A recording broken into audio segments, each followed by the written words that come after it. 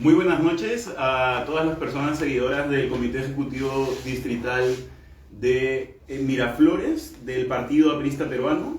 En esta oportunidad vamos a hacer un evento de la plataforma virtual de la Biblioteca del Pueblo Luis Alberto Sánchez en su sede principal de Miraflores. En esta oportunidad lo que vamos a hacer es un conversatorio de la realidad o coyuntura política mexicana. Quien les habla es el compañero José Alejandro Pimentel Santibáñez. Tengo una amplia trayectoria en el partido como militante desde las juventudes y he tenido la oportunidad de ser secretario general del Comando Universitario Aprista de la Católica, entre otras tantas encomiendas del partido. En la actualidad me encuentro estudiando la maestría en Educación y Convivencia en la Universidad ITESO en Guadalajara, Jalisco, y por lo mismo en esta ocasión hemos tenido la oportunidad y hemos visto a bien el poder invitar tanto a Cristina Carrasco como a Yostaltépetl Vera, quienes son mexicanos y quienes también nos van a compartir su visión de la coyuntura en justamente las dimensiones que los atañen, ¿verdad? Por ejemplo, Cristina Carrasco, bienvenida Cristina, nos va a hablar de la agenda política de las mujeres, cuál es la situación política de la agenda de las mujeres y sus derechos en México y también en concreto del estado de Jalisco, que es en donde ella participa, vive y además milita, ¿no? Participa políticamente en un movimiento estatal llamado Hagamos Jalisco, que es un partido político del estado de Jalisco, y también nos acompaña Yostaltépetl Vera, que nos va a hablar justamente de la agenda y la situación política de las juventudes, ¿sí? Yostaltépetl también es parte del partido político estatal Hagamos y tiene una amplia experiencia también en todo lo que atañe a la agenda juvenil en Jalisco, ¿sí? Ambos nos van a hablar de la coyuntura política de México. Y pues bienvenido, Yostaltépetl. En esta oportunidad pues vamos a hacer una breve introducción respecto de lo que viene sucediendo en México y por lo cual también a quienes somos apristas nos debe interesar, ¿verdad? La coyuntura política mexicana. Como sabemos, la ideología aprista es una ideología continental que justamente se inspira en los principios de la Revolución Mexicana para poder hacer un movimiento liberador y auténtico de América Latina con la finalidad de poder otorgar derechos y libertades a todas las personas en una sociedad democrática.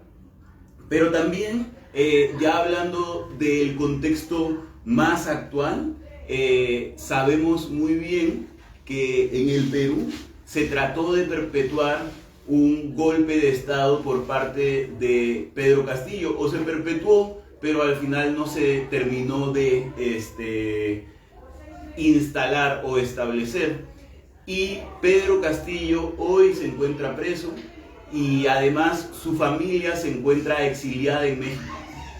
Sabemos muy bien que el presidente Andrés Manuel López Obrador, presidente del Estado hermano de México, ha tenido una postura muy clara y contundente en torno a la defensa de Pedro Castillo y su familia.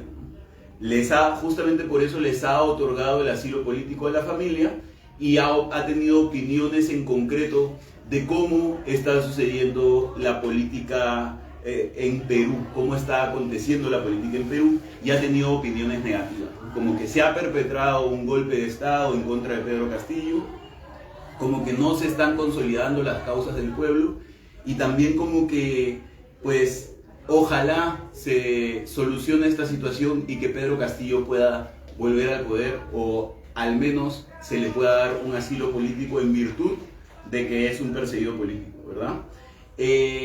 Bueno, desde mi perspectiva como actual residente en México, creo que las versiones que llegan respecto de la situación política peruana no son del todo exactas, ¿verdad?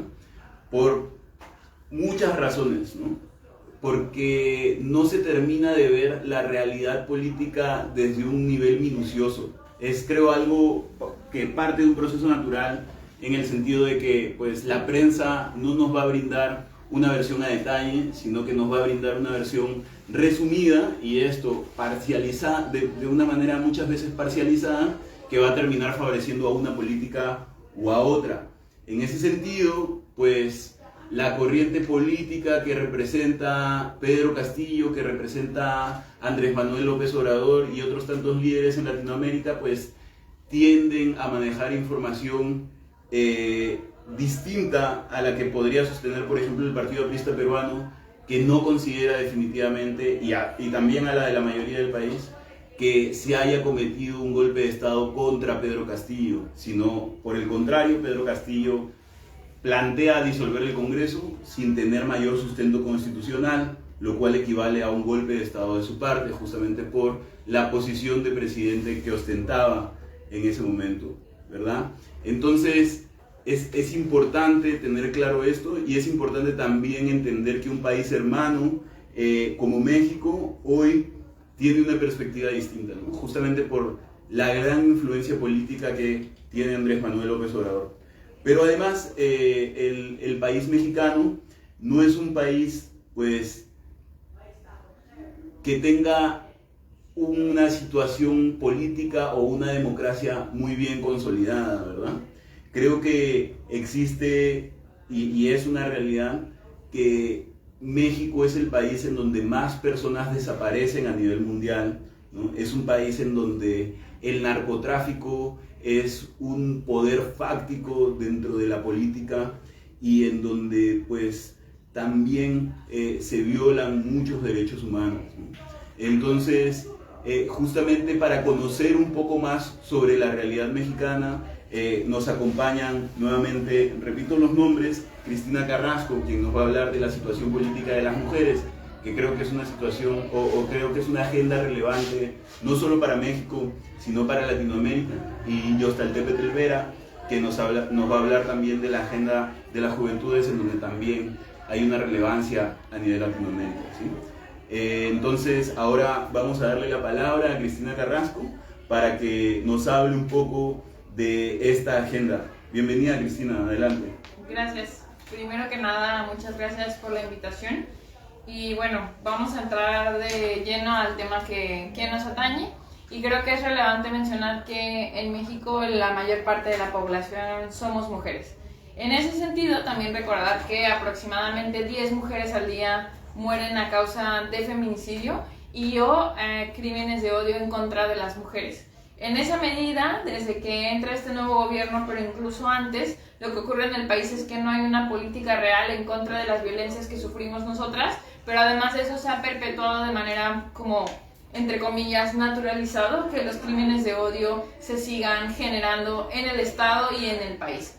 Ocurre, por ejemplo, que hace poco justamente asistimos las mujeres del movimiento feminista a un municipio en el estado de Jalisco que se llama Poncitlán, porque fueron asesinadas Alondra y Liliana, que eran madre e hija respectivamente, mientras estaban interponiendo una denuncia con las autoridades pertinentes dentro de la oficina, y lo que ocurrió fue que justamente el feminicida que estaban denunciando en ese lugar, para poder ser protegidas por la autoridad, entró a la oficina y las asesinó. Pero no solamente eso, la respuesta del gobierno del estado básicamente es que lo que ocurrió fue muy lamentable y que ojalá no vuelva a ocurrir, y que ya agarraron al feminicida, como decimos en México. Pero lo que ocurre en realidad es que no existe de fondo una política pública que realmente genere prevención ante estas problemáticas. Otro de los casos que es conocido ya incluso a nivel internacional es el caso de Luz Raquel, una mujer que nuevamente también estaba sufriendo violencia, y lo que ocurrió fue que fue quemada en un parque público, literalmente quemada, como si estuviéramos hablando de la época de la Inquisición, pero la diferencia es que justamente nuevamente por violencia feminicida. ¿Qué sale a decir la autoridad? Básicamente que ella se quemó sola. Ese fue el dictamen final en pocas o muchas palabras.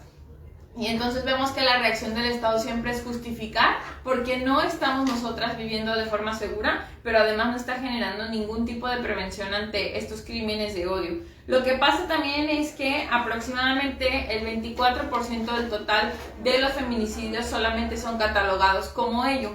¿Qué ocurre? Que dentro de la corrupción del Estado también lo que pasa es que catalogan los asesinatos, los feminicidios como asesinatos y no como feminicidio como tal, porque claro, eso va a aumentar las cifras cuando tengan que dar cuentas a las personas. Ni hablar, por ejemplo, de los mecanismos que no funcionan respecto al Centro de Justicia para las Mujeres, estos centros de justicia que también deberían representar un espacio de seguridad, un espacio donde las mujeres puedan acceder a un proceso de justicia, como su nombre lo dice, que en realidad se han convertido en espacios donde la burocracia es mucho más grande, donde los procesos son muy dolorosos, revictimizantes, y entonces no ocurre absolutamente nada. ¿Por qué empiezo con este panorama? Porque al final es el panorama real que vivimos nosotras todos los días, porque el acoso callejero tuvo que ser tipificado justamente porque hay acosadores que generan ¿no?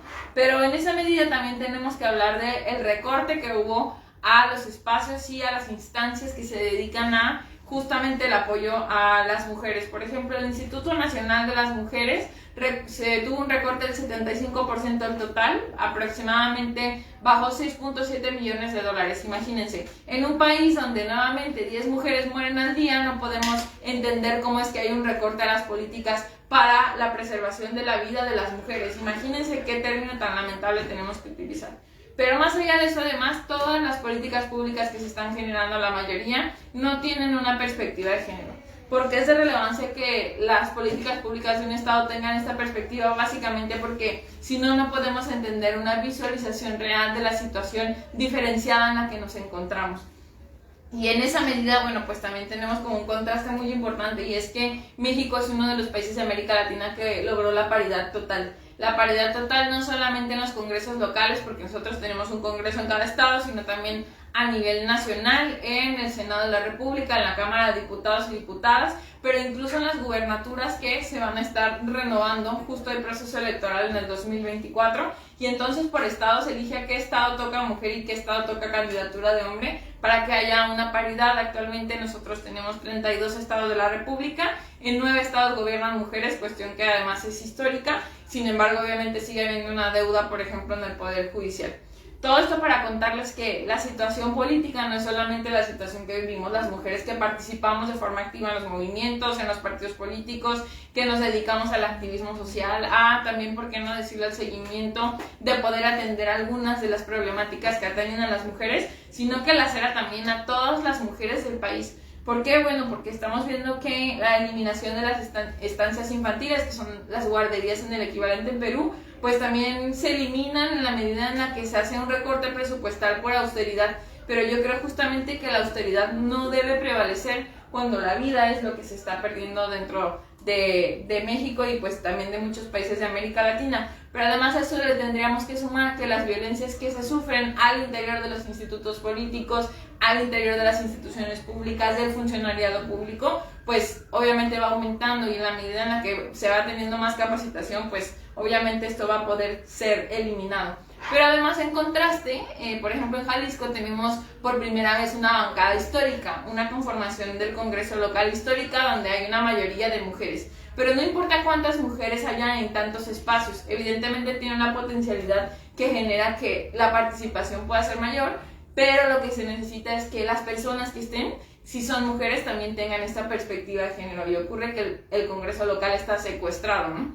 Entonces, ocurre también, por ejemplo, con los partidos políticos que ya tienen historia mucho más larga que en el que yo milito, y lo que pasa es que el tiempo de las mujeres, en los que ciertas mujeres que son actoras muy importantes de esos partidos políticos debieron ser candidatas, no se les dio la oportunidad. Un ejemplo de eso es el del 2018, Enrique Peña Nieto, pues terminó su sexenio, fue presidente.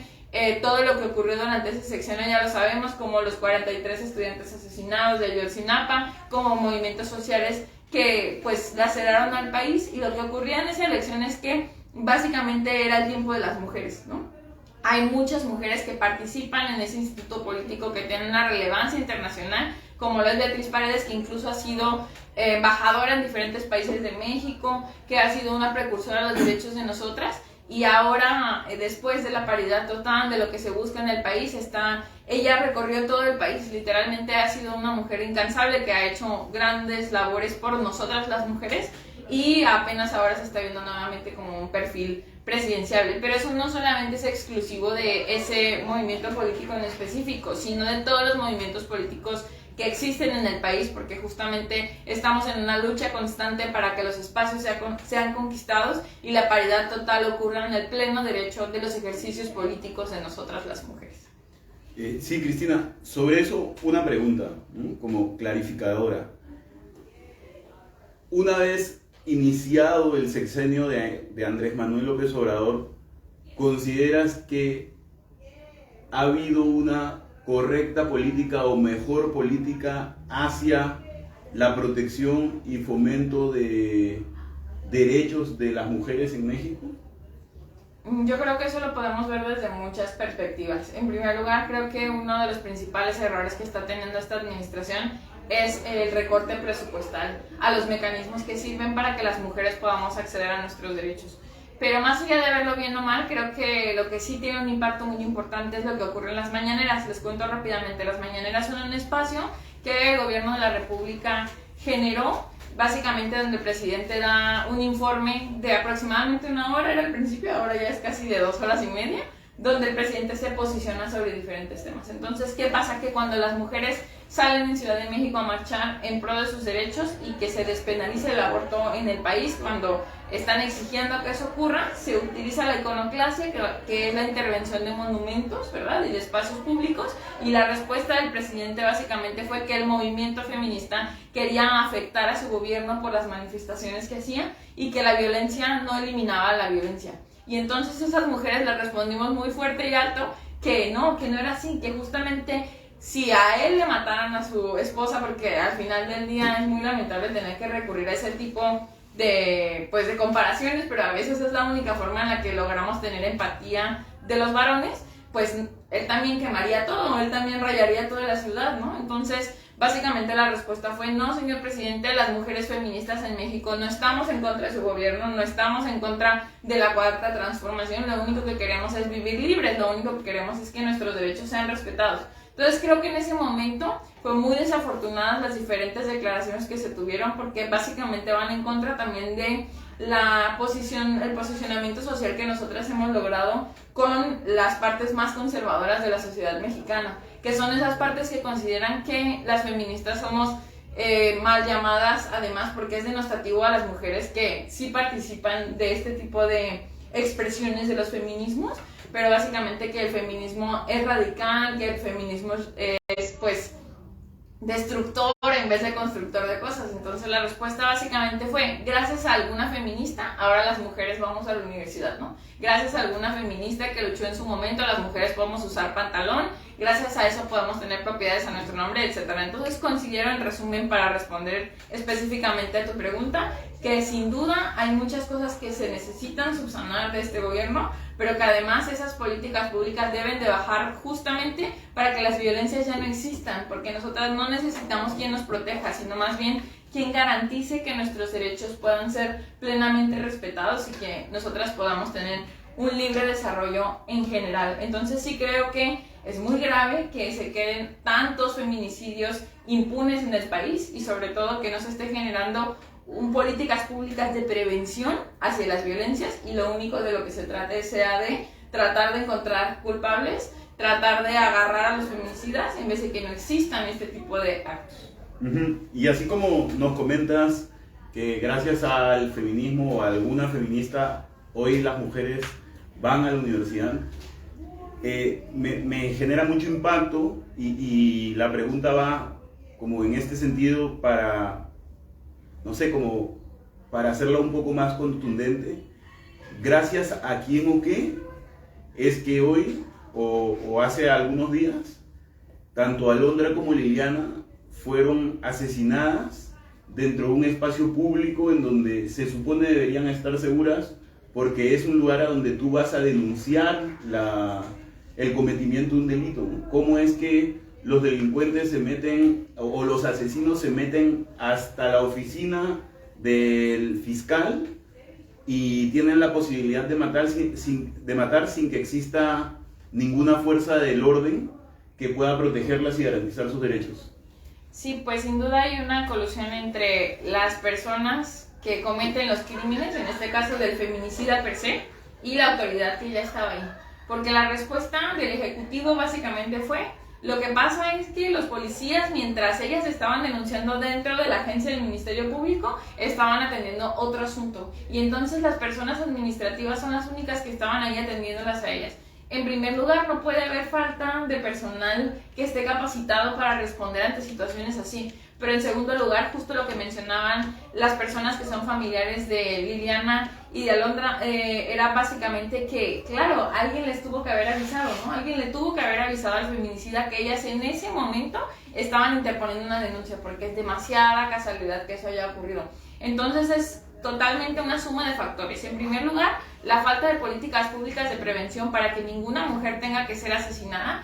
En segundo lugar, la falta de capacitación al funcionariado público que está dentro de los espacios que se suponen deberían de atender a las mujeres. Y en tercer lugar, sin duda, es la corrupción, y la forma en la que esto está ocurriendo en el país es demasiado grave, porque no es posible que dentro de una instancia que debería de protegernos, ellas hayan sido asesinadas. Pero todavía más increíble es que el Ejecutivo salga a decir: no es mi culpa, no es mi responsabilidad, es responsabilidad de una sociedad violenta. Pero entonces, ¿para qué gobiernas? Si no tienes la posibilidad de ser un Ejecutivo responsable, que realmente esté generando medidas que ayuden a que esto disminuya, entonces no estás haciendo absolutamente nada, porque como se quiere justificar es que es un problema entre particulares. Pero no es un problema entre particulares. Por ejemplo, Blanca, que es una mujer que estuvo con una huelga de hambre afuera de Casa Jalisco, que fue atendida hasta después de 3 días, porque obviamente lo que está ocurriendo con ella es que no hay una impartición de justicia real. Y bueno, ahí tampoco era su problema. El punto para este gobierno, tanto el estatal como el federal, es que nunca es su problema. Siempre hay alguien más que es culpable, ¿no? La mafia del poder, para el gobernador del estado, las personas que son culpables son la sociedad. Es un asunto incluso a veces con adjetivos calificativos súper lamentables. Justo hoy en el Congreso del Estado hubo una rueda de prensa de mujeres feministas que nos pronunciamos, yo desde acá lejos, pero también estando con ellas de manera virtual, pues nos pronunciamos en contra de estas declaraciones que son muy lamentables. ¿Dónde están los mecanismos que realmente funcionen para que esto deje de pasar? Y esa debería ser la pregunta del gobierno federal, de los gobiernos locales. ¿Cómo vamos a hacer para que esta ola de violencia en contra de las mujeres disminuya? Porque imagínate, no podemos hablar de una participación política libre si ni siquiera podemos hablar del acceso al derecho a nuestra vida, que sería el que es más primordial. Sí, solamente para que la audiencia que pues no conoce tanto la realidad mexicana entienda de qué partidos o qué líderes estamos hablando en este momento. ¿Quién gobierna Jalisco, por ejemplo? En Jalisco lo gobierna Enrique Alfaro Ramírez, que pertenece al partido político de Movimiento Ciudadano, que es un partido que nace en Jalisco y tiene su bastión y ha crecido a nivel nacional. Mientras que el gobierno federal pues lo encabeza el Ejecutivo, en específico Andrés Manuel López Obrador. Y la mayor parte de la zona metropolitana del estado donde yo vivo es gobernada también por Movimiento Ciudadano, que es justo donde han ocurrido estos crímenes de odio de los que yo les estaba hablando. Perfecto, muchas gracias, Cristina. Ahora pasamos con Yostaltepe Vera, quien nos va a hablar justamente de la agenda juvenil. ¿Sí? Yostaltepe Vera es actualmente un joven universitario que estudia en una universidad muy importante en Jalisco, la carrera de Relaciones Internacionales, en el ITESO, una universidad jesuita de muy buen nombre en México, y pues además tiene la posibilidad de apoyar o ser parte del equipo de la coordinación o secretaría de capacitación en el partido Hagamos Jalisco. Cuéntanos, Yostaltepe, ¿cómo va la agenda juvenil, la realidad de los jóvenes? ¿Es que los jóvenes están más inseguros? ¿Tienen más posibilidades de desaparecer que una persona mayor? Adelante. Claro, primero que nada, pues gracias por la invitación. Igual creo que este es un espacio justo para dialogar, ¿no? Y quiero iniciar como mi intervención justo explicando lo que Pepe me preguntaba, ¿no? Si bien ya Cristina vemos cómo nos habló sobre todo el panorama complejo de violencia que existe en México, para las juventudes, no voy a decir los jóvenes porque también implica mujeres, entonces las juventudes en general tienen un panorama político y social extremadamente complejo, ¿no? Porque así como a lo mejor para las mujeres vemos que existe demasiada violencia, pues para el sector en general respecto de la población general es todavía más complejo, ¿no? O bueno, porque aparte de que las mujeres viven estas vivencias violentas, los hombres o toda la sociedad que resta también viven cosas muy violentas, ¿no? En especial las juventudes. Y ni hablar en el caso de que, por ejemplo, si eres una mujer joven, pues se intensifica la violencia, ¿no? O si eres un joven indígena, también se intensifican las violencias en otros sentidos, no necesariamente violencia, pues por así decirlo, directa, ¿no? O violencia donde probablemente te van a desaparecer, sino que también hay como violencia económica por parte del Estado, por hacerlos de lado, ¿no? Excluirlos en muchos sectores, ¿no? Y entonces también ni hablar de si eres una juventud de parte de la diversidad, ¿no? De esta parte de la bandera LGBTIQ+, ¿no? Que al final también es un espectro donde han sido bastante discriminados las personas de esta comunidad, ¿no? Entonces, creo que el panorama político de las juventudes se torna en tratar de cambiar todo lo que está mal, incluyendo la violencia, incluyendo las exclusiones, incluyendo como pues básicamente todo lo que no queremos en estos momentos, ¿no? Voy a empezar primero hablando como en esta parte de la violencia y las desapariciones que ya adelantaba un poco Pepe. México es uno de los países en los que más desaparecen personas. Si mal no recuerdo, no sé si está entre el primero y el tercer lugar, pero es de los países donde más desaparecen personas, ¿no?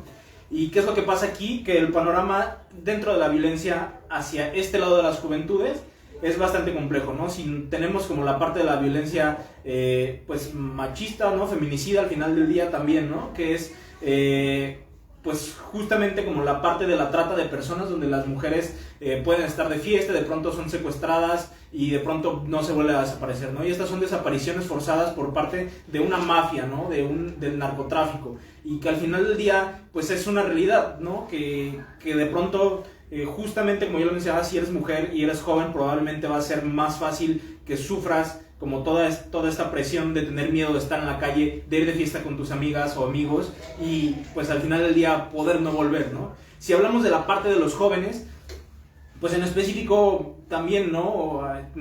Cristina y yo tenemos un amigo en común que en 2017 desapareció y lamentablemente lo encontraron sin vida, que se llama Francisco Montes Lara, y que al final él era una persona que solo estudiaba, trabajaba, no se metía con nadie, y esto lo sabemos todos.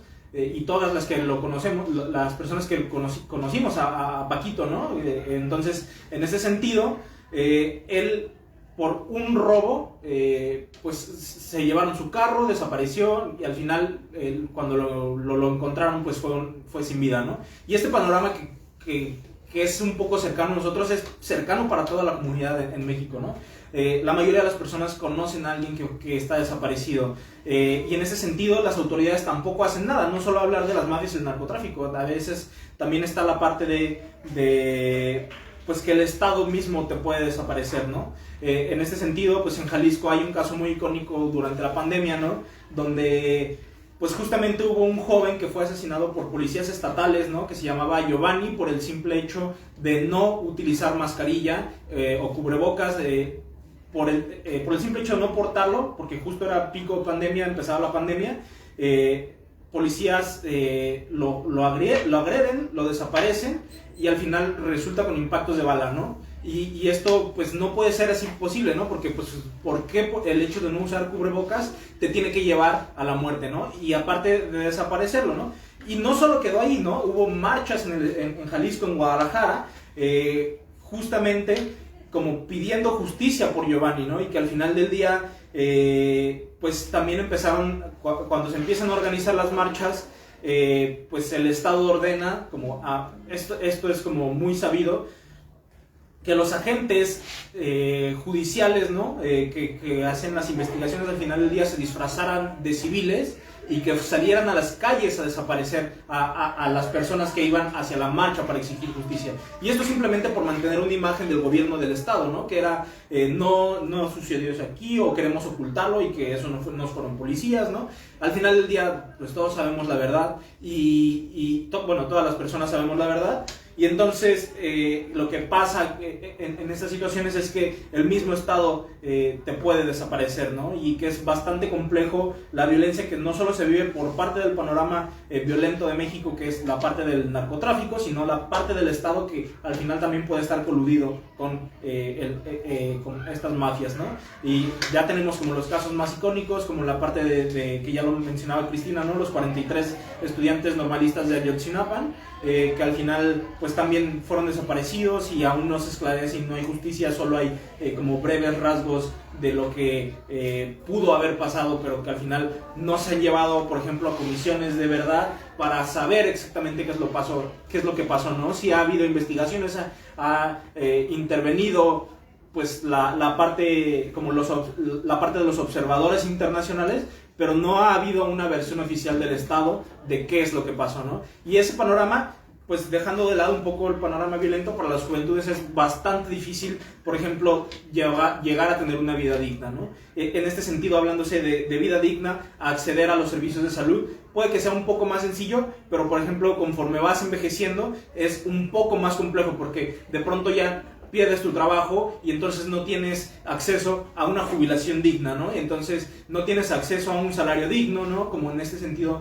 en México pasa, y supongo que en la mayoría de los países latinoamericanos pasa esto, la parte de la experiencia laboral que te exigen para acceder a un trabajo. Las juventudes no tienen terrenos claros ni políticas públicas para poder acceder a un trabajo después de haber estudiado, ¿no? Después de haber terminado una licenciatura, un pregrado. Entonces, en este sentido, como que pasa o es muy común que las personas jóvenes al final no puedan acceder a seguridad social, ¿no? Y es bastante difícil porque justamente las juventudes no pueden como generar experiencia laboral porque justo piden una experiencia laboral y entonces se hace como un ciclo porque si no tienes experiencia no puedes crear experiencia y entonces pues al final se vuelve como súper difícil tener una vida digna, ¿no? Y ni hablar de jubilación, ¿no? Entonces, este panorama, en ese sentido, pues políticamente, o sea, ahora dejando de lado como lo económico, la parte política también es muy difícil hacer política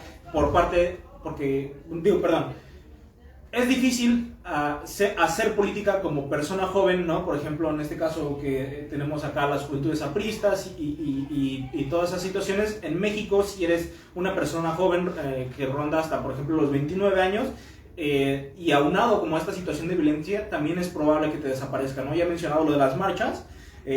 Recientemente hay un caso como muy icónico político de Jalisco, ¿no? Que es la parte del Parque Resistencia Huentitán, que es un predio que era parte de la ciudad y que justo fue vendido por debajo del agua, o entre comillas, ¿no? O sí había ciertos acuerdos para que se desarrollara un proyecto inmobiliario, pero que al final también era un proyecto donde se iba a hacer un parque, un espacio público para que disfrutaran las personas, ¿no? Y que al final del día este espacio fue simplemente para desarrollo inmobiliario. Hubo una marcha de jóvenes encabezada por Javier Armenta, que es el presidente de la Federación de Estudiantes de la Universidad de Guadalajara, y que justo pues al final ahora está enfrentando un proceso judicial para pues encarcelarlo, ¿no? Dicen que portaba armas, que tomó el predio de manera violenta, ¿no? Y que al final del día no fue así. Sí se ingresó, pero al final lo único que hacían, la parte de las armas decían, no, es que tienen picos, ¿no? Pero esos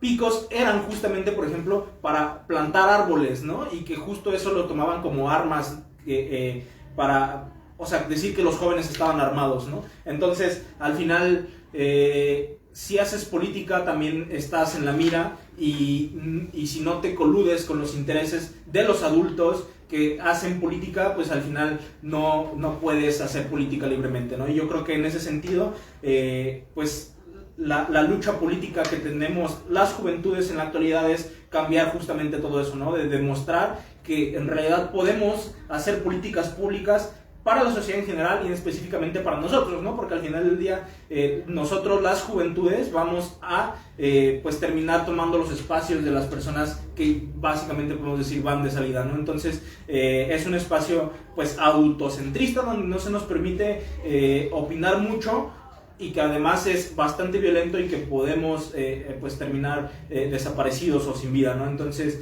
justamente como estas situaciones son lo que pasa en México. Sí, Josta, muchas gracias. Mira, y también me queda una duda, ¿no? Justo nos comentabas que el joven Armenta era un líder universitario y pues parte de la agenda de las juventudes tiene que ver con la política educativa, ¿no? Sobre todo, pues, con esta etapa tan importante de estudiar en la universidad una carrera profesional o alguna carrera técnica. ¿Cómo va la situación educativa a nivel universitario en México y en el estado de Jalisco?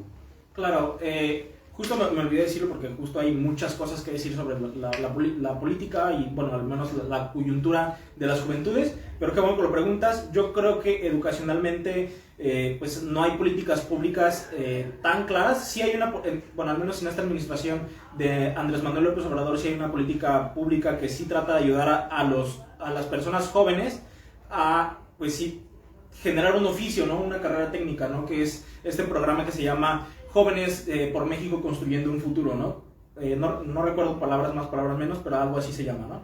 Y este proyecto justamente busca que a través de un empleo generen un oficio, pero en ese sentido, educacionalmente no hay una política pública que permita o que acceda o haga más fácil, perdón, que las juventudes accedan a educación, ¿no? De hecho, en este sentido, se ha marginado un poco a las juventudes para que accedan. Sí hay becas, sí hay todo, pero en realidad la realidad es que las becas que otorga pues, el gobierno federal, pues al final del día se quedan un poco vacías, ¿no? Porque si bien es un recurso que para algunas personas puede significar a que terminen la educación básica o la educación media superior, ¿no? Que sería como la preparatoria, el colegio, no sé bien cómo sí, hacer el equivalente aquí en Perú, pero justamente creo que hasta ahí se queda, ¿no? Hasta terminar como una educación antes de iniciar el pregrado, ¿no? Antes de iniciar una licenciatura. Hasta ahí es como el punto en el que se apoya, y cuando tratas de buscar apoyos un poco más grandes para hacer un pregrado, una licenciatura, creo que es un poco más difícil acceder y en general pues hay demasiada deserción escolar, ¿no? Y justo digo que estas becas que otorga, que si bien yo entiendo que a lo mejor incluso la oposición, ¿no? Que es como la parte crítica que dicen, ni tan crítica diría yo, ¿no? Pero justo la parte que dicen, es que no le puedes dar dinero a las poblaciones simplemente por darles dinero, ¿no? Yo estoy de acuerdo que hay personas jóvenes que utilizan el recurso como se debería, ¿no? Que sí compran sus materiales escolares, que lo utilizan para transportarse a la escuela, pero que al final del día sí creo que no hay como un régimen tan claro de que justo sigue permitiendo que haya tanta deserción escolar, que muchas veces las personas jóvenes pues ya están coludidas con todos los males sociales, donde no voy a generalizar, o voy a tratar de no generalizar, pero sí es muy común que en zonas rurales, por ejemplo, pues ese dinero se ha gastado en otras cosas que no necesariamente sean pues como para subsidiar estudios, ¿no? Ya sea pues vicios, ya sea pues incluso para mantener el hogar, ¿no? de la familia, porque muchas veces estudian y ese dinero que tienen pues es para poder, más bien para no tener que trabajar, ¿no? Pero eso no implica intrínsecamente que puedan continuar de manera segura sus estudios, ¿no? A lo mejor compran comida para su familia, pero pues ese dinero ya no lo pudieron utilizar necesariamente para la escuela. Entonces, al final es como una bomba, y entonces cuando ese subsidio no les permite estudiar de manera libre o adecuada, pues revienta esta burbuja y al final terminan desertando también de las escuelas, ¿no? Diría yo que sí es una ayuda, pero no es la política pública mejor diseñada, ¿no? Que al final puede que haya personas jóvenes que sí lo utilizan y sí les ayuda, pero no es una mayoría, ¿no? Al final diría yo que la deserción justamente, de hecho, con la pandemia incrementó aún más, ¿no? Por el tema de los empleos, de toda esta situación que no permite que fluya de manera adecuada educacionalmente, ¿no? Entonces, creo que hay un vacío bastante grande en política educativa, ¿no? Porque según recuerdo, cuando Andrés Manuel López Obrador hacía su campaña, decía, vamos a construir más universidades, y si bien sí se están construyendo algunas universidades, no son las suficientes todavía, ¿no? No hay espacios para entrar a la Universidad Nacional Autónoma de México, es peleadísimo encontrar un lugar, ¿no? Porque, por ejemplo, en esa universidad pues van personas de todos los sectores de todo el país en un distrito que es, bueno, en la Ciudad de México, que antes era conocido como el Distrito Federal, ¿no? En un pequeño espacio, y pues es bastante difícil acceder a él, ¿no? Y eso es lo que pasa con las universidades públicas. Al menos con las universidades privadas es un poco más fácil acceder, sí hay bastante oferta, ¿no? Pero al final no todas las personas tienen el recurso para acceder a la educación privada, ¿no? Y las universidades públicas, pues al final del día no dan un abasto. Sobre todo en un país tan grande como, pues, México, con 130 millones de habitantes, ¿verdad? Sí, y mira, un último aspecto que me gustaría que abordemos, ¿no? ¿Cómo va la política de combate al narcotráfico en México y cómo esto impacta, pues, a la población juvenil? Porque sin duda son quienes de alguna manera pueden verse en un mayor riesgo de interactuar con este tipo de comercio, ¿no? Ya hablábamos de que la población juvenil está muy en peligro, o un poco más en peligro de desaparecer, ¿verdad? Que justamente estas desapariciones de personas están vinculadas a grupos delictivos, en parte relacionadas con el narcotráfico. Pero ¿cómo va el tema de la relación o la política antidrogas y las juventudes en México? ¿Crees que tras este último sexenio se ha implementado alguna política eficiente para combatir esta gran problemática? Claro, creo que aquí, bueno, hay que dividirlo primero o sea, hay que llegar en cierta medida a la pregunta, entendiendo un poquito del panorama que hay con las juventudes y cómo se relacionan con estos grupos delictivos, ¿no? Al final del día, ya lo mencionabas, es un impacto bastante fuerte, ¿no? Respecto del crimen organizado, la violencia, con respecto a las juventudes, porque al final del día estos grupos se sirven de las juventudes, ¿no? Por así decirlo. ¿Qué es lo que pasa? Al no tener empleos, al estar marginados, no poder acceder a una educación, un trabajo digno, pues al final las juventudes, pues muchas veces, sobre todo en entornos rurales, terminan uniéndose a estos grupos delictivos, ¿no? No necesariamente que vayan a decir, son sicarios o esas cosas, pero pues terminan siendo, por ejemplo, los halcones o los que ayudan a repartir la droga en el mismo territorio rural, ¿no? O a mover la droga de un municipio a otro, porque al final del día es donde hay como dinero, donde pueden subsistir estas personas, ¿no? Porque justo al no haber una política pública ni de trabajo, ni de educación, ni de toda esta parte que cubre como las necesidades básicas de las juventudes y de sus familias, ¿no? Porque al final las juventudes se van a preocupar también por sus familias, pues justo el crimen organizado termina, ¿no? Como, por así decirlo, llegando como el salvador o ayudando a esta población, ¿no? Pero pues al final terminan siendo trabajos completamente ilegales y que pues son como que es como una parte en donde ayuda a que crezca la violencia, ¿no? Y en ese sentido, contestando tu pregunta, creo que justo el panorama de la política antidroga que hay en México, pues no es o no ha habido ningún cambio respecto de las últimas, o sea, de los últimos años, diría los últimos 10 o 12 años, ¿no? Cuando empieza el sexenio, es más, un poquito más, unos 14 años, cuando empieza el sexenio de Felipe Calderón, que declara la guerra contra el narcotráfico, ¿no? Que justo en realidad lo que pasa con la parte de las drogas es que se criminalizan, ¿no? A las drogas por completo. Es decir, no hay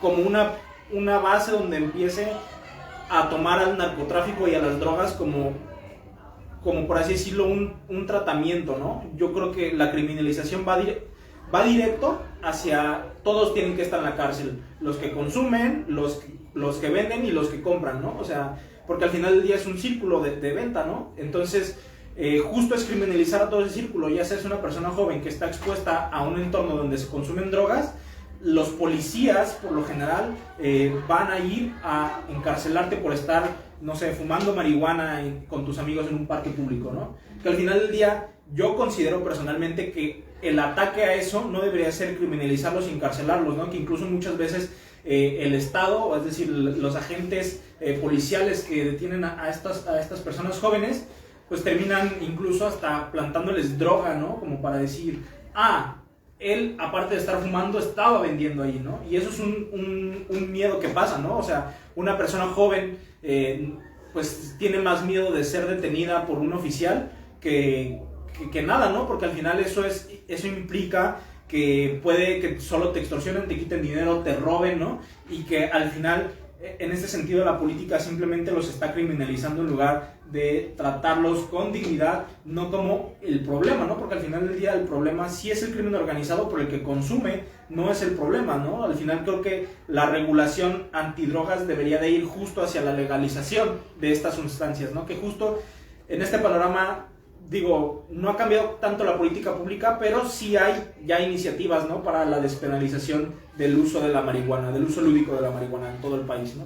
Que eso sí creo que es un acierto en el país, y que al final va a ayudar a que las mafias se regularicen en cierta forma, por así decirlo, ¿no? Para que incluso ya como suponiendo, ¿no? que sea un poco más controlado por el Estado la venta y compra de las drogas, ¿no? Todo este sentido. Entonces creo yo que justo la política no ha sido suficiente hasta el momento y está muy parado todo lo que va hacia la legalización, ¿no? Que es como una parte importante. Claro, digamos que se ha criminalizado todo, pero al final solo hemos pasado todo a un mercado negro un poco más oscuro, porque al final pues sigue sucediendo esto y con mucha fuerza en México, ¿verdad?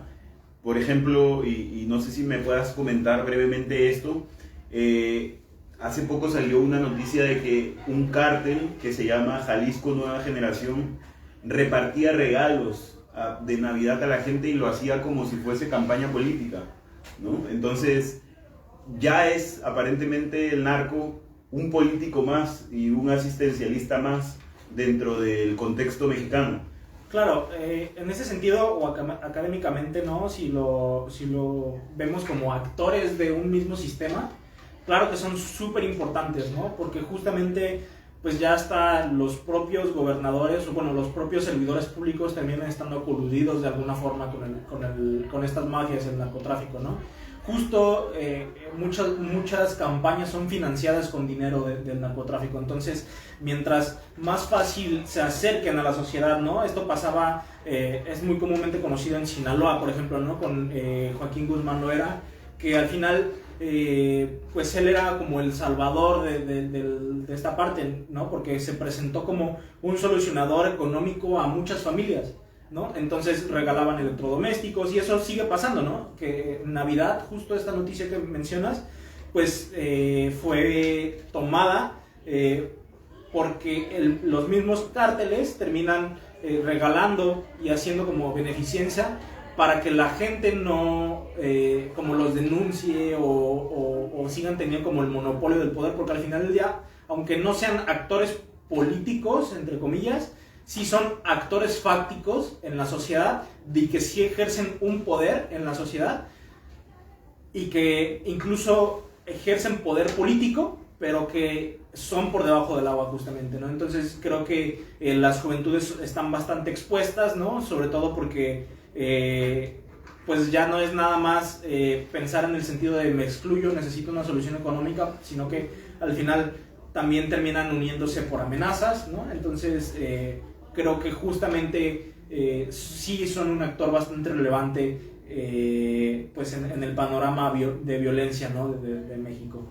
Muchas gracias, Yostaltepetl. Sí, sin duda pues la realidad mexicana es muy compleja, ¿verdad? Y podríamos hablar mucho más tiempo sobre esto, pero pues ya tenemos que ir cerrando porque el tiempo apremia. Entonces vamos a hacer una última intervención de cada una de las partes, ¿sí? Algo que a mí me sorprendió mucho y pues la gente en Perú recordará el proceso de esterilización de mujeres sin su consentimiento realizada durante el gobierno de Alberto Fujimori, por lo cual se abrió un proceso en su contra y en contra de las autoridades competentes para ese tipo de intervenciones, en donde se ligaron las trompas de algunas mujeres que pues en ningún momento se enteraron de que iban a ser pues vulneradas de esta manera, ¿no? Pero algo que me llamó mucho más la atención y quería pedirte, Cristina, que por favor nos comentes sobre esto, es algo que sucede aparentemente de forma sistemática o muy común, por no decir sistemática, que de repente puede sonar muy grave, en México, ¿sí? Como una especie de política de salud, pero que se llama de otra manera, ¿no? Entonces, por eso a veces no podemos comparar esas realidades, ¿no? Entonces, justamente por eso quería, Cristina, que nos hables de este concepto, ¿verdad? De violencia obstétrica. ¿Sí? ¿Podrías comentarnos, por favor? Sí, claro. Justo en la zona sur del país, que son estados que están en situación de pobreza, como Oaxaca, Chiapas, lo que ocurre es que en esos estados hay una población rural muy importante. Pero más allá de la población rural, también hay un nivel de pobreza que es relevante en el país, en toda la zona sur. En esa medida, bueno, lo que ha estado ocurriendo, y hasta la actualidad, o sea, ni siquiera podemos hablar de eso como de la violencia obstétrica como del pasado, porque en realidad sigue ocurriendo. Pero lo que ocurrió específicamente es que en esas zonas rurales las mujeres iban a su chequeo médico, de por sí ya hay también hay como una satanización a tener acceso a medicina obstétrica ginecológica, en realidad, ¿no? Como lo que tiene que ver con que un doctor hombre te revise, ¿no? Y desde ahí ya la cultura en esas zonas rurales es demasiado importante, en el sentido de que no deja que las mujeres accedan realmente a una salud sexual y reproductiva. Y bueno, ni hablar, por ejemplo, de los métodos anticonceptivos, de una generación real de conocimiento sobre el cuerpo de las mujeres, del derecho al placer, etc.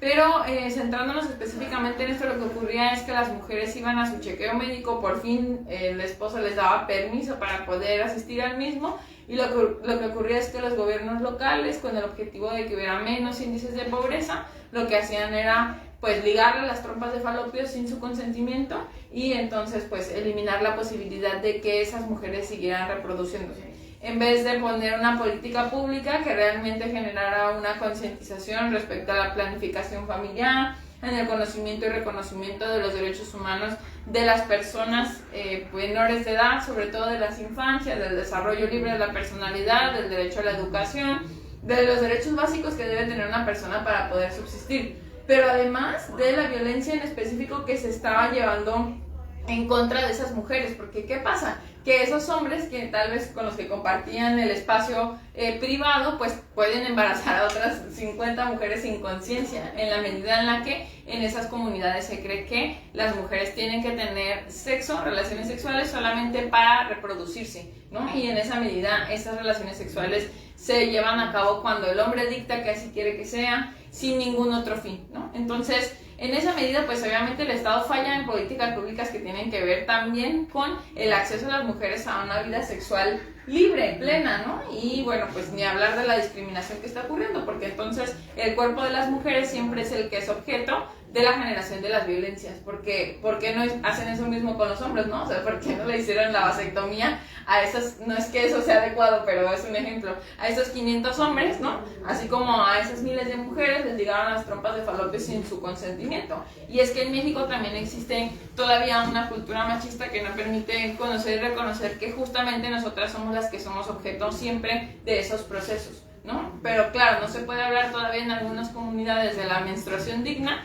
cuando sí ocurren violaciones de todo tipo a los derechos humanos de las mujeres, pero incluso también pues a sus cuerpos de esa forma. Entonces sí, en efecto, bastante lamentable esto que ocurre. Obviamente también está tratando de existir en las colectivas feministas, en los movimientos de las mujeres, una concientización mayor para que las mujeres puedan tener acceso a todo. Pero no solamente es en el sur del estado, del país, del estado mexicano, sino también en todas las zonas rurales que existen dentro de los diferentes estados, en el mismo Jalisco donde nosotros habitamos, que tiene una zona metropolitana muy grande. De todas maneras, en las zonas regionales es muy relevante hablar de salud sexual y reproductiva a las niñas, a las adolescentes, de una menstruación digna, porque sin duda todavía hay mucho desconocimiento y parece que el Estado pues no ve que hay todavía un desconocimiento muy importante, pero además se criminaliza pues el hecho de realmente tener educación sexual. Y les liga las trompas además, o sea, justamente eso creo que es relevante y la gente en Perú lo va a entender un poco más porque pues aquí se fue hasta la Comisión de Derechos Humanos, a una corte internacional, justamente porque eso fue una violación de derechos humanos en el momento en el que, pues, básicamente cercenas a una persona sin su consentimiento, ¿no? Y le quitas una cantidad de derechos y libertades como el de la libertad sexual, que también es un derecho, y el de la libertad reproductiva, ¿no? Y el de la posibilidad de tener algún tipo de planificación familiar, ¿no? Entonces es curioso, ¿no? Y bueno, aquí viene una apreciación personal, ¿no? De cómo pues algunas personas como Andrés Manuel López Obrador, que vive en un país donde pues sistemáticamente se viola y se cercena los derechos de libertad y los derechos reproductivos de las mujeres, hoy viene a decirnos, ¿no?, cómo es que tenemos que hacer política cuando no ha podido poner orden ni siquiera en su casa, aparentemente, en donde desaparece gente, hay narcotráfico, ¿no? Y además se violan los derechos humanos de las mujeres de una manera tan grave, y en donde cortes internacionales además ya se han pronunciado de manera contundente que ligar trompas de falopio sin consentimiento es una clara violación a los derechos humanos, ¿sí? Bueno, Yosta, perdóname, Cristina, algunas últimas palabras para pues la audiencia que va a poder vernos y compartir esta postura. Pues nada, básicamente que creo en una frase que justamente las mujeres hemos construido en colectivo, desde nuestras ancestras hasta las mujeres que participamos actualmente, y es que hoy es tiempo de las mujeres. Y es tiempo de las mujeres no solamente en la participación política, económica, empresarial, es tiempo de las mujeres en todos los ámbitos que nosotros decidamos estar, y pues que sepan todas las mujeres que nos están escuchando que no están solas, que somos una red muy completa, que en la medida en la que las mujeres podamos conjuntar esfuerzos y trabajo, seguramente vamos a tener mayores y mejores resultados en el respeto a nuestros derechos humanos, pero también en el pleno ejercicio de todo lo que nosotras queramos hacer. Entonces, en México, en Perú y en América Latina, es tiempo de las mujeres. Muchas gracias, Cristina. Yosta, pasamos a ti. Bueno, ya nos has hablado de lo compleja que es la realidad en México, sobre todo siendo joven y sobre todo teniendo algunos otros elementos que pueden llevar a que sufras discriminación de manera sistemática, pues un poco más grave, ¿verdad? Pues yo quisiera preguntar, mucha gente dice, y he escuchado mucho esta frase en México, que los jóvenes son el futuro, ¿no? Pero aparentemente los jóvenes estamos sufriendo violación de derechos humanos hoy, en el presente, ¿no? Entonces, ¿qué mensaje podrías darnos justamente para los jóvenes, tanto mexicanos, peruanos y latinoamericanos, ¿no?, que al final también problemas similares nos aquejan? Claro, yo creo que principalmente el mensaje, como creo que toda la lucha lo tiene, es no rendirse, ¿no? Que al final del día los espacios los vamos a poder tomar en su momento, ¿no? Creo yo, especialmente, ¿no?, porque soy bastante joven, diría yo, ¿no? Yo participo pues desde la sociedad civil desde hace mucho tiempo, ¿no? Desde 2015, ¿no? Hasta la fecha, y yo en ese entonces tenía 15 años, en la actualidad tengo 22 años. Entonces, justamente hay oportunidades, no digo que para todos, lamentablemente, ¿no? Esperando que pues esto cambie en algún momento, pero que no se rindan, ¿no? Que al final del día las juventudes, sobre todo pues en los temas más difíciles, ¿no?, como en esta parte, no solo diciendo de los hombres o de los problemas juveniles, sino que también para las mujeres, por ejemplo, pues son espacios que deben de irse conquistando, ¿no?, en ese sentido, porque el adultocentrismo que rige en la mayoría del mundo, ¿no?, es bastante fuerte, y que debemos de demostrar que sí tenemos ideas, queremos trabajar, queremos cambiar esta realidad, ¿no? Sobre todo demostrar que estamos siendo críticos de nuestra propia realidad, somos personas críticas que queremos mejorar, ¿no? Queremos dejar un futuro para las próximas generaciones, ¿no? Ya no es solo pensar en nosotros, sino que ahora estamos pensando en las personas que son incluso más jóvenes que nosotros, ¿no?, que apenas van a nacer, que queremos cambiar como el problema ambiental, ¿no? Ya lo vemos con Javier Armenta del Parque Resistencia Huentitán, ¿no?, que es un pulmón importante de la ciudad, no solo en ese sentido, también, pues, también está la lucha por la vida digna, ¿no?, las jubilaciones dignas para cuando seamos adultos, personas adultas mayores. También pensar en este sentido de, pues, el mundo no es solo de nosotros como personas, sino es de las generaciones futuras, y que justo hay que pensar como personas jóvenes, como juventudes, en que pues tenemos que hacer algo, ¿no? Y una vez teniendo este pensamiento de hacer algo, pues simplemente es hacerlo, aunque nos cierren la puerta en la cara, ¿no? Entonces ese es como el mensaje que le quiero dejar a las juventudes peruanas, latinoamericanas, ¿no? Que es importante no rendirse, y que es importante buscar las puertas hasta que alguien las abra, ¿no? Así ha pasado conmigo, así ha pasado con Cristina, así ha pasado con muchas personas que conozco en México, y que es pues luchar hasta el final. Muchas gracias, Yostaldepetl. Sí, bueno, esto ha sido todo en esta oportunidad. Creo que es importante sacar algunas pequeñas conclusiones.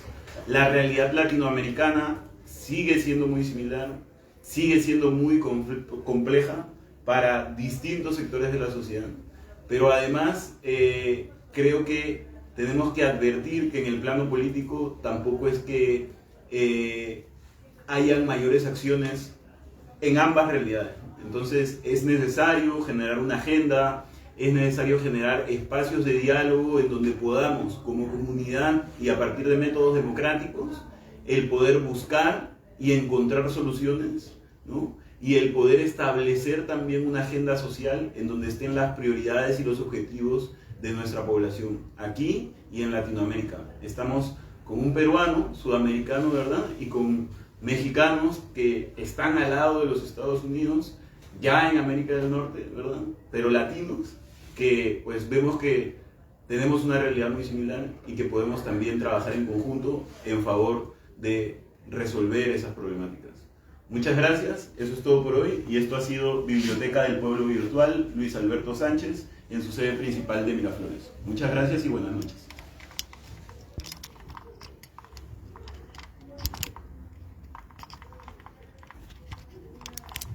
Listo, chicos. Sí, va, perfecto, muchas gracias. Muchas gracias.